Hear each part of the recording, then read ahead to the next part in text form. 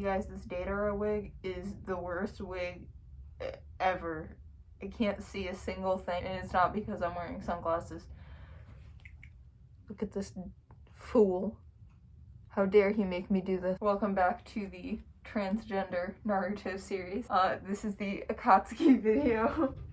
This is the worst wig for a lot of reasons, but also because this the ponytail doesn't stand up, so if you see it drooping, I do apologize. I've done everything I can. So in the last video I didn't really talk about why people headcanon characters as trans, and the reason why is because it's fun. It's fun to relate to a character that you really like in that way. And by character that I like, I mean that if there's a character that I don't really relate to, I just won't have a trans headcanon for them. Or if there's a character that I don't like, I don't want to be similar to that person, so I'm not going to headcanon them as similar to me. So, without further ado, we are going to be talking about the Akatsuki and the various ways that I think that they are transgender. Trigger warnings for talking about body parts and talking about dysphoria. I did a video before this. That's kind of the introduction for this series called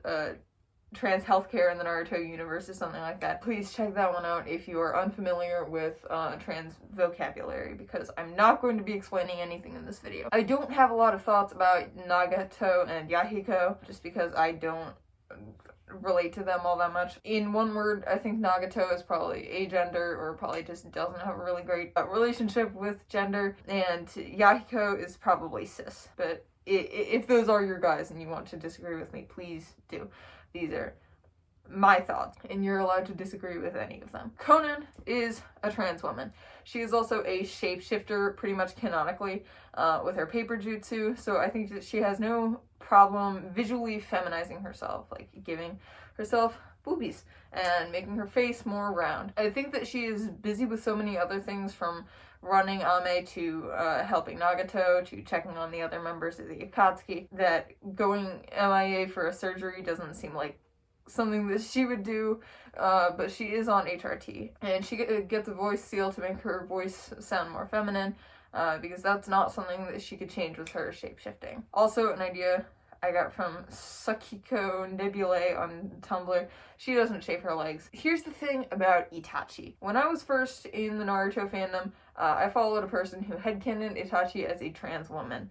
And I thought that that was so cool, because she kind of has eldest daughter syndrome really badly, but everyone else since that person has headcanoned him as a trans man for the same reason.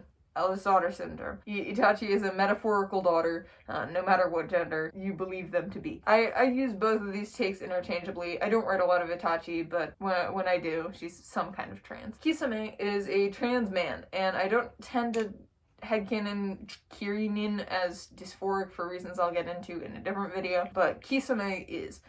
He is very tall and wide, which helps him not get misgendered, but he also has giant titties and binds all the time. And while that's not as damaging as it is in the real world because it just seals, it does eat at him that he has to wear something on his chest all the time, because that is uncomfortably girly to him. And realistically, he can probably go a while with a henge, but at the same time, having enough chakra to be careless with it means that he might not have very good chakra control to be able to hold a henge for a very long time. And who knows if he even knows henge, because it wasn't necessarily part of the Kiri curriculum in the same way that it was in Konoha. The point is, as soon as he gets into Akatsuki, they arrange for his top surgery, and he gets bottom surgery basically as soon as they can find someone to do it for him. He's also the one who organizes Testosterone Tuesday in modern AUs when they're all hanging around each other, because they take their meds together, because they love each other. In modern AUs, again. In the real universe, they begrudgingly tolerate each other. Datara is trans mask. I don't know if he fully considers himself a man. I kind of go back and forth on trans man or non-binary Datara, but he does have top surgery and is on T. His facial cleansing routine is extensive because when he started tea, his acne was really bad. And also, Sasori was probably the one to do his top surgery. I don't think he was planning to get bottom surgery. He definitely didn't get it before he died. But I think he likes the option of wearing a packer or not to be able to present as more masculine or more kind of androgynous, gender non-conforming. He does pick fights with people who misgender him though. Even if it was an innocent mistake, he will fight you. Sasori is completely agender. Gender is a human thing, and although he has beliefs based on the gender binary, he does not apply those things to himself. He is a shapeshifter also. Though he keeps his heart in his main body, he theoretically can make his body look however he wants to by transplanting his heart into different puppets. I think that this is some comfort for him. Like, he might fear one day growing tired of his body. If you're an artist, you know about how your art gets better over time, so his current body might not fit his current style decades into the future. So I think that he is happy to have the ability to change his body at his own will. I don't know what his assigned gender at birth was.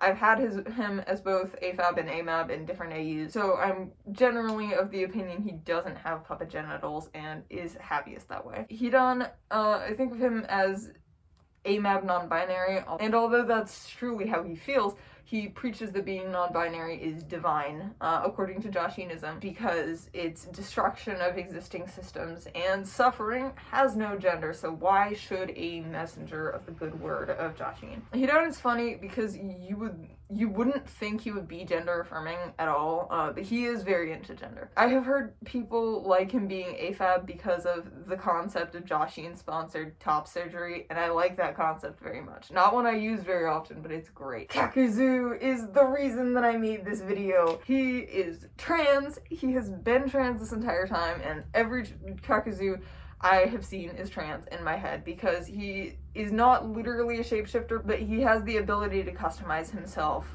to a greater degree than a lot of other characters. I like to see him as no dysphoria, no HRT, and no gender-related surgery because, again, the more you relate to a character, the more you want them to be similar to you, and he's an old man with saggy boobs, to me. I will now read a post that I made called Why I Like Trans Kakuzu because it's my video. Number 1, it's the self-body modification first and foremost, unapologetically creating oneself to look how one wants and needs to look. Number 2, the persecution by his own village, and then the well-earned gory vengeance. Number 3, having to flee your home and be a drifter and a freelancer. Number 4, naming yourself after a shogi piece. Yeah. Number 5, he would be a very old trans man, which is something we all always need to see. Number 6, there's something cool to me about taking such a powerful character and making them trans. Mastery of all 5 nature releases. 4 extra guys to run around and fight people on the battlefield. They had to bring in the title character to bring him down, and even then his fans go back and forth on whether he willingly gave up, deciding he had lived long enough or something. And he's been doing this for decades longer than any other ninja. Number 7, he's buff. Number 8, I like him. And then you have Obito, who is cis to me. He's the only cis one on Team Minato. And Zetsu, who I have heard something interesting about. There's a concept of a Zetsu who is trans because he is a man when he was created to be a genderless tool, which I think is very cool. It's very angelic. The one time I've tried to conceptualize Zetsu's gender myself, for an AU, they were a they-them non-binary person, and that was for a modern AU where they were a human. I like a Zetsu with gender, no matter what gender it is. And finally, there's Orochimaru, who has her own video, and Juzo, who will be in the video about Kiri gender. Thank you for watching. If you have your own Akatsuki headcanons, please write them below. I love hearing what people think.